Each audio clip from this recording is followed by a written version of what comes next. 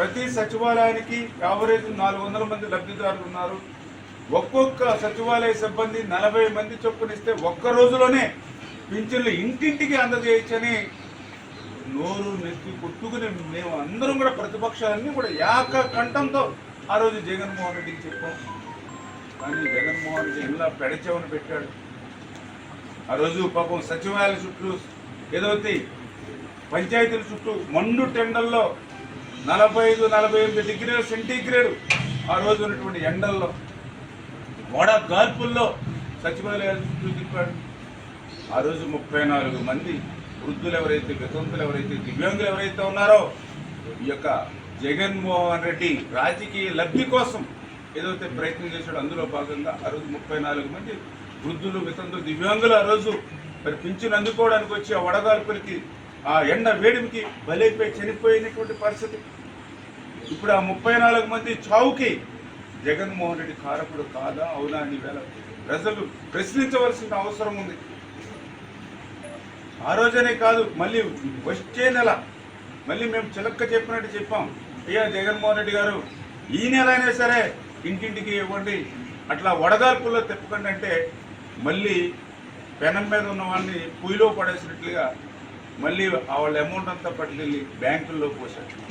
బ్యాంకుల్లో పాపం ఆ వృద్ధులు, ఆ వితంతులకి ఏ బ్యాంకులో అకౌంట్లో పడిందో తెలియదు, ఎక్కడ ఆధార్ కార్డు యాక్టివ్ ఉందో వాళ్ళకి తెలియదు, ఇన్యాక్టివ్గా ఉందని ఆపేస్తే ఇప్పటికీ కూడా ఆ నెల పింఛను అందుకోలేనటువంటి వాళ్ళు, తీసుకోలేని వాళ్ళు ఉన్నారు బ్యాంకుల నుండి. అంటే ఎంత దుర్మార్గంగా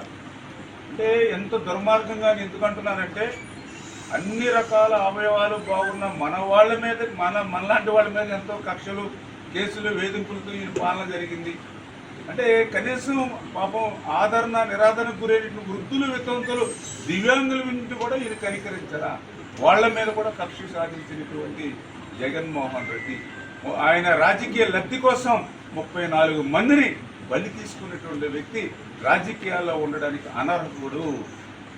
ప్రజలందరూ కూడా ఆలోచన చేసి ఏదైతే మొన్న 2024 ఎన్నికల్లో ఆయన శిక్ష విధించారు, కానీ భవిష్యత్తులో ఇటువంటి వ్యక్తి ప్రజాస్వామ్యంలో ఉండడానికి అర్హత లేదు కాబట్టి అతన్ని శాశ్వతంగా రాజకీయాల నుండి మరి విరమింపు చేసుకునేటువంటి విధంగా ప్రజలు భవిష్యత్తులో కూడా తీర్పు ఉండాలనే విషయాన్ని కూడా ఈ సందర్భంగా మరి తెలియజేసుకుంటూ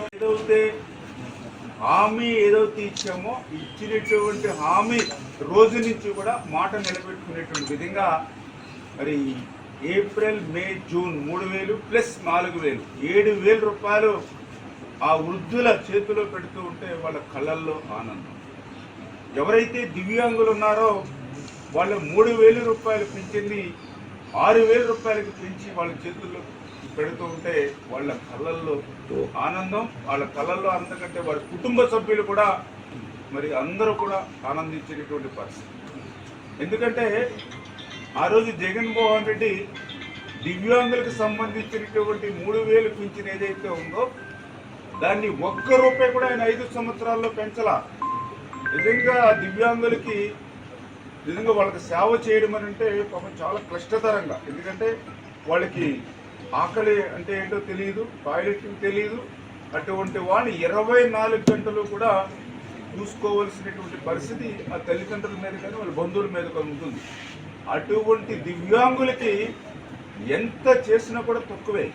కానీ జగన్మోహన్ రెడ్డి కనికరం లేక, కనీసం మానవత్వం కూడా లేక, చంద్రబాబు నాయుడు గారు ఇచ్చిన 3,000 రూపాయలే తప్ప 5 సంవత్సరాల్లో ఒక్క రూపాయి కూడా దివ్యాంగులకి పెంచినటువంటి పరిస్థితి ఆ రోజు 2019-24లో చూసాం.